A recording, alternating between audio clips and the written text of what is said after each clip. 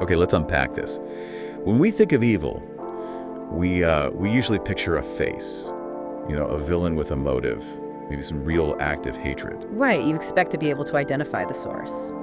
But our sources today, which pull heavily from Albert Camus, they suggest something completely opposite. That the most terrifying kind of evil, the kind we actually deal with, has no face at all. Exactly. It's the harm that's caused not by malice, but by, organizational indifference, by a fragmentation of responsibility where everyone is just following the procedure. It's this wild paradox of modern life, isn't it? That these dreadful things can happen, you can be completely crushed, and yet no one actually hates you. And everyone involved can honestly say they were doing their best. So that's our mission for this deep dive. We want to understand that feeling of being totally damaged by a system, but having no one to blame, and what that actually does to you psychologically. Yeah, Camus's big observation was that the most dreadful evil comes from the absence of emotion. Not from hatred. Hatred is human, you can fight it, but indifference, that's just mechanical. So when everyone says, I was just doing my job, the evil isn't a choice anymore. It becomes part of the atmosphere, the air we breathe. Wow. And that's the real frustration then. It's not just the damage. It's the meaninglessness of it all. You can't even turn your suffering into some kind of noble fight because there's no enemy. Precisely. And the sources, they start with a number that really grounds this whole abstract idea. Oh yeah. 72 hours. 72 hours. That's really specific. Why that time frame? Well, 72 hours is often the standard time it takes for an administrative decision to get signed off, across a few desks. A payment denial, a contract review. Okay, that makes sense. But here's the chilling part. It's also the exact window of time where a person can lose something they can never get back. A job, a critical medical treatment, their home. And there's no drama tied to that clock. No one is cackling as the deadline approaches. No, not at all. It's just procedure completed, on schedule. The efficiency of it almost sanitizes the ruin it causes. The material had a couple of classic examples of this. The first one was the unemotional loan officer. Yes. A genuinely nice person, probably. They're just following the regulations to the letter. Their computer flags an application because of some new risk metric. The loan gets denied. And the officer probably feels bad. Yeah. I mean, they might even apologize and say something like, I wish I could help, but my hands are tied. Exactly. No malice, no insults. But that loan, which was the lifeline for a small family project, it just vanishes. The project collapses, they go into debt, and the person who made the decision, they feel nothing because they were just an efficient part of the machine. They did their job. And then there's the more high-stakes version of that, the emergency room delay. Right. A patient gets delayed by just a few minutes because insurance paperwork is missing or a system needs an update, and no one in that chain, the clerk, the nurse, wants the patient to suffer. They're just doing their prerequisite task. But time runs out because, and this is a quote from the source, the human body does not wait for the procedure to complete. That's brutal. It is. It's this ruthless result achieved with total antiseptic calm, and that creates the real terror. And that leads right to Camus' philosophical knockout punch, doesn't it? The biggest absurdity isn't suffering. It's suffering when you can't hold anyone responsible. Yes. If a person hurt you, you could hate them or maybe forgive them. But when you're hurt by organized indifference, you're facing a smooth, blank wall. You can't fight back. You can't reason with it. There's no opponent, just an abstraction. And that leaves you in this really agonizing state where you start questioning yourself, did I fill out the form wrong? Was this just bad luck? It just chips away at your ability to even feel righteous anger. That paradox is fascinating, and it makes you look at the people operating the machine. How do these, seemingly moral people participate in this without just collapsing? That's the core psychological mechanism. It's not about negative emotion, it's just about distance, the distance between the action and the consequence. The fragmentation of consciousness. So if someone hates you, they have to look at you. But with indifference, the whole system is designed so no one ever has to look. Exactly. The system is built to offer psychological protection. The employee sees a case number, not a face. The manager sees a line on a spreadsheet, not a family's sleepless nights. So people narrow their moral world to what they can directly control. Things like, I only handled this one part, or legal set the requirements. These aren't just excuses they make up later. No. They're active operating principles. They're psychological aids that let people keep working in these huge systems without a moral breakdown.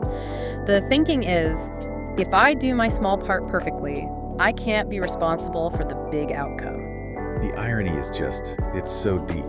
This calm efficiency is probably more destructive than if someone just got angry. I mean, you can question anger, it's irrational. But how do you question a decision made with tranquil, documented efficiency? It's wrapped in the authority of being professional. It's so much harder to fight a spreadsheet than a tyrant. And this is where we get to Camus's idea of the absence of internal rebellion. Rebellion isn't about violence here. It's just that moment you feel something and say, no, this crosses a line for me. But to say no, you have to let yourself feel the consequence. And modern systems, they train us to see feeling as inefficient, as unprofessional. That moral boundary just fades away. Yeah, the HR professional sending out mass layoff emails is the perfect example. The source says they feel relief afterward. Yeah, but not happiness, just relief that the hard task is done. It's a burden that's been transferred. And you have to ask, where did that burden go? It didn't just disappear. It landed squarely on the person whose life was just upended. But because the process was smooth and calm, no one in the chain feels like they did anything cruel. And that's the absurdity. No one sees the moral meaning, only the procedure. So if distance is the key, the system must be the factory that produces it. How do modern organizations actually institutionalize that detachment? We can start with a very cold number, 0. That's the number of people who are typically held responsible after a huge collective decision causes systemic harm. The organization is specifically designed to just dissolve accountability.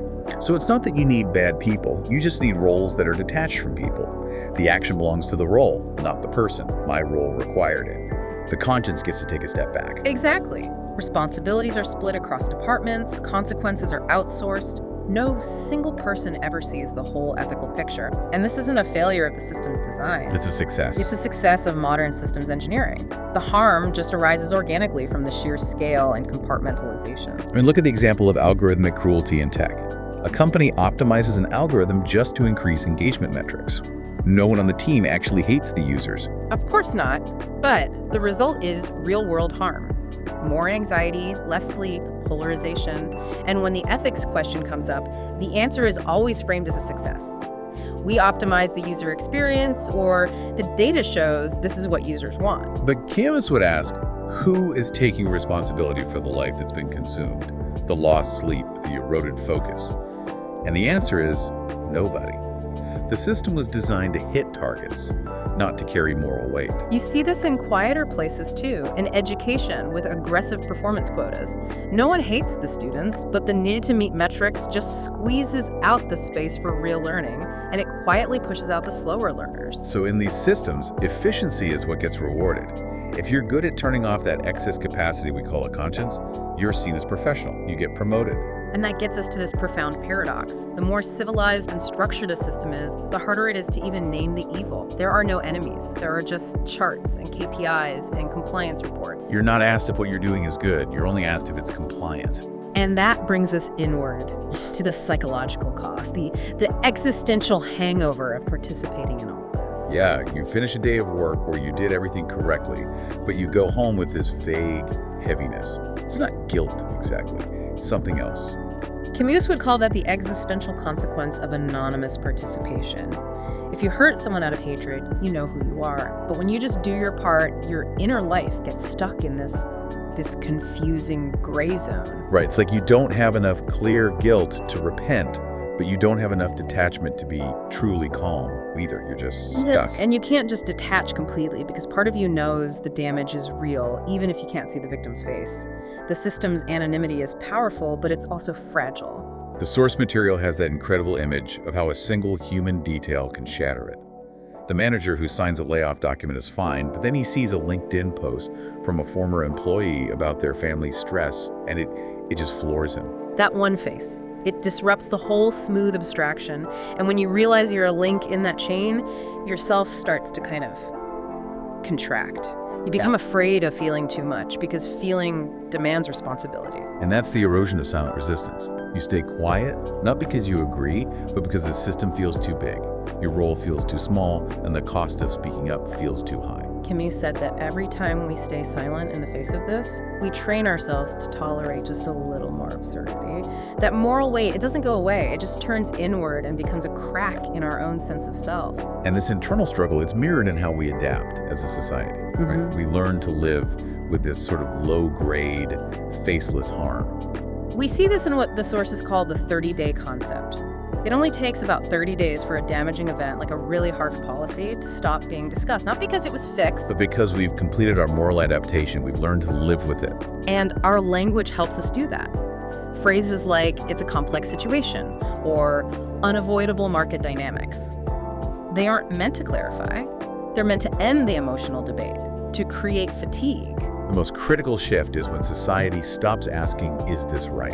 And instead just asks, is this acceptable? Yes. Look at something like the credit score system. We've mostly stopped debating if it's fundamentally fair. Instead, the conversation is, how do I optimize my profile to fit the system's rules? So you accept the framework entirely. You do. And this faceless evil, it requires that passive cooperation from most of us. Everyone just adjusts themselves to make the system run a little smoother. And that smoothness is the ultimate victory.